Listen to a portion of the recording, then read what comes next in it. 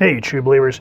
Chris Mack coming at you with an action figure that I was very much on the fence about when I saw the release, and I almost didn't pick it up.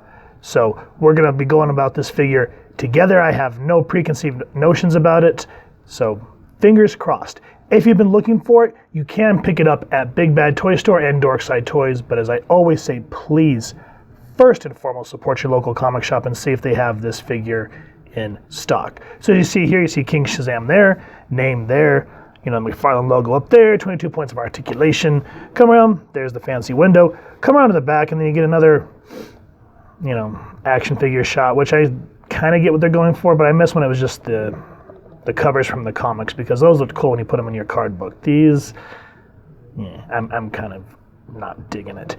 There's also the figures from the wave, so I'll get a close-up of that so you can look at it at your convenience. Come around here to the side. Again, as I always say, I love that they put the names here on the side so you're not having to assume what figure is on the peg. Come around to the front, nothing on the top, nothing on the bottom. So with that said, let's crack this figure open and let's figure it out together, shall we? And here's Earth's Mightiest Nightmare out of the packaging.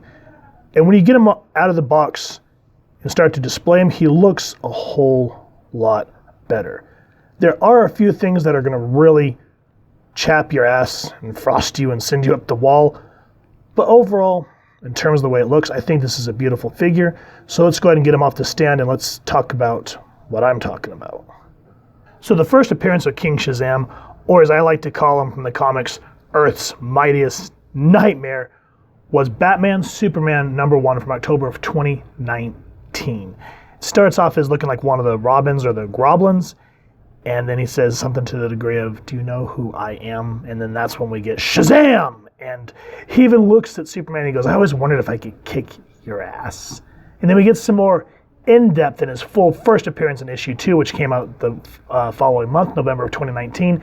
And then we get the full backstory on what happened to Billy Batson and the Infected King Shazam #1 from January 2020. But that's just kind of a quick story on how the Batman Who Laughs started the Sinister Six, and I'll explain more of that as I get more of the books in. So with that out of the way, let's talk about the accessories that this character comes with. He does come with a set of hands, so I'm thankful for that he does come with, and I've kind of swapped him a little bit here. He starts out with both of his open hands, but here he comes with an open hand and fist hand. So I'm glad that we have two options. I get so sick of when we just get one or the other. It's so damn frustrating.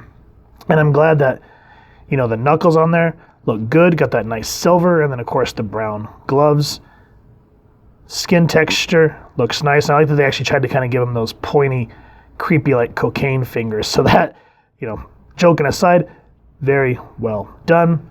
And then of course, just like every other figure so far, standard DC stand. Now for Shazam, since he's a flying character like Superman, I do wish that instead of this, that we would have wished we could have gotten a flight stand. So c'est la vie, but at least it's always welcomed. And then of course you always have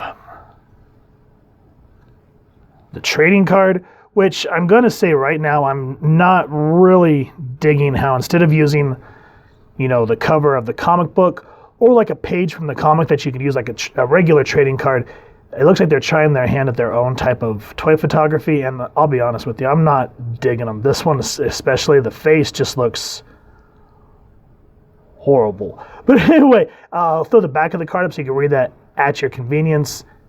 And those are all the accessories. Now let's talk about the paint apps of this character.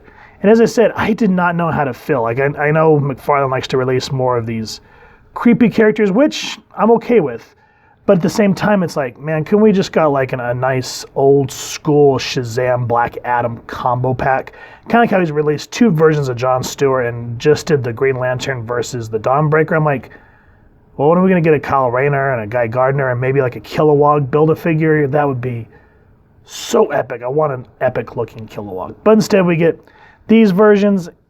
And I got to say, I'm not hating what I'm seeing here. The creepy eyes. You got the black eyeshadow, and there was like 3 of these. I got this one at Best Buy, and so I made sure to get the one that had the most paint under the eyes. The rest of them looked faded, and I didn't like that. So at least that helps those blue eyes pop. I like how the teeth just kind of have that horrendous kind of smile like the Batman Who Laughs. The shredded hood looks good. I love these shoulder pads. You know, they kind of give like that vibe of the Robin King, kind of keeping up with the theme of what all the evil Batmans are rocking. I love this chest piece here, and it's soft plastic. As you can kind of see, you can move that stuff around. It goes up under his arms. I'm wondering if you could take that off or not. I don't want to rip this. If anybody's attempted it, let me know. And of course, I love this cape. You know, the way it bellows out looks ripped. This looks like the one they used for the Infected Superman. And again, very soft plastic. But again, I wish instead we would have gotten a fabric cape with bendy wire. I'm really starting to think that that needs to be the way to go. Because like when you see photography, like with say Mezco figures, and they're able to get that cape bellowing out here on its own independently, looks so awesome, but I'm not going to spend those prices. The dark yellow Thunderbolt here is really cool, and it's independent, so be very careful when you're moving this sucker around. You don't want that to rip off, but that nice dark shimmering gold looks good. And you know how when he's originally Captain Marvel or Shazam, whatever you want to call him, you know, his uniform is more bright red. I kind of like that when he went evil. They kind of gave that more dark red, and you can kind of see the tones and textures in the costume. Looks good. Love the brown gloves. I think these are from the Last Night Batman. Too many Batmans. But again, you know, it looks like it merges well with the hands where you plug them in. So I'm kind of glad they have this overlap so that it doesn't look too much where, you know, the peg actually goes in. So I'm thankful for that.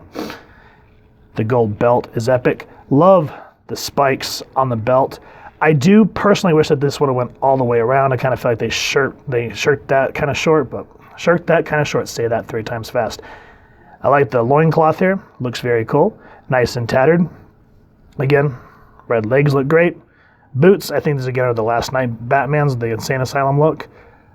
But just overall looks really amazing. And that's why I decided to finally get it, because I sat there and I think I literally looked at it for probably a good 10, 15 minutes at Best Buy before finally saying, you know what, looks good. Let's go ahead and throw him in and do a review on him anyway. And I'm really starting to dig what this character has to offer. Now, believe it or not, this Shazam is not as beefy as some of the other characters we've gone over, but he's still relatively posable. So let's get into it. His head can look down about that much. And again, warm your figures up. When I first took him out of the packaging, I could not do jack squat with him. I had to hold him under a space heater for probably a good 3 or 4 minutes on, you know, different parts of the body to get it going. So before, I couldn't even get him to tilt his head. It doesn't do a whole lot, but I couldn't even do that in the beginning. Same with doing this. And always be careful because you don't want to snap him. Head turns that way. And then he does have a little bit, not a whole lot, but a little bit of motion there. Arms can go out like this. And if you want him to kind of go all the way up, you're going to have to work around that shoulder pad. That's kind of frustrating, but it can be done.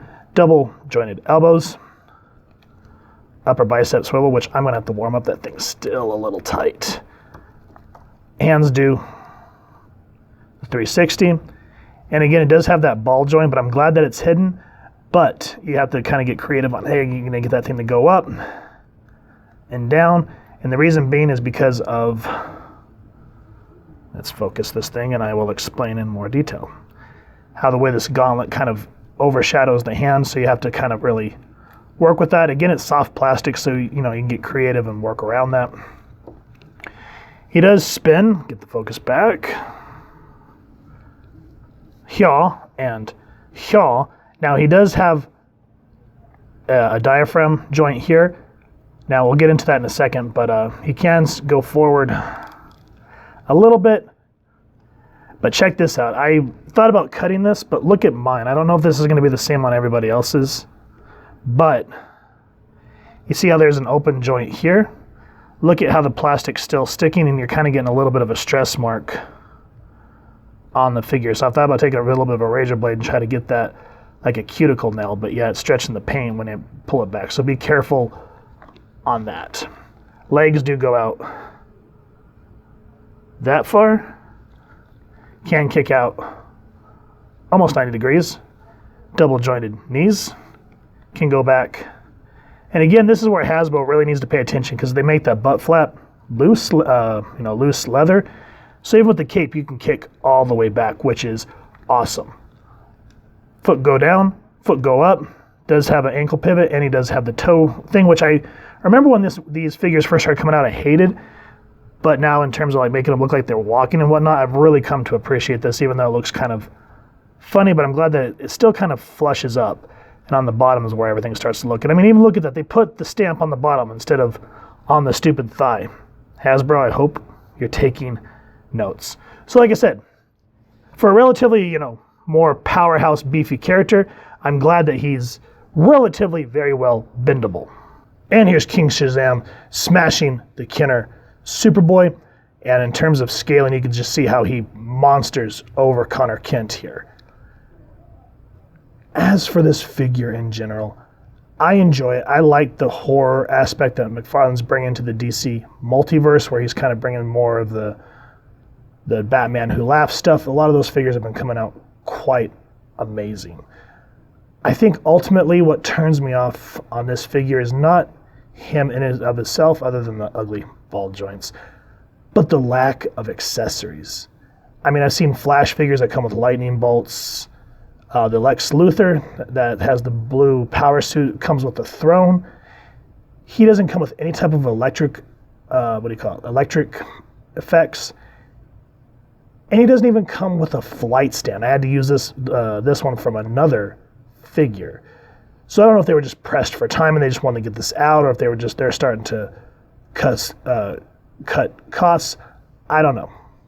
But to have some form of Billy Batson's Shazam, I'm happy. I can't wait till we can actually get a real comic accurate Shazam, but in the meantime, I'm glad to have the evil, creepy, infected one.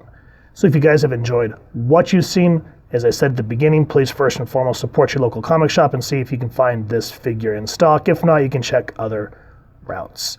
And if you've enjoyed this review, we really would appreciate if you take a moment to like, share, and subscribe. Helps the club channel more than you could possibly know. And if you wouldn't mind hitting that fancy little Shazam bell next to subscribe, that way as we continue to upload content, you guys will get notified. And come to the channel, and we love talking with you all and hearing your thoughts and feedback down in the comments below, or our social media pages, which I'll make sure to leave the links down in the description. So with all that said, photo slideshow coming up next. Hope you all continue to have an absolutely amazing day reading, and happy hunting, true believers.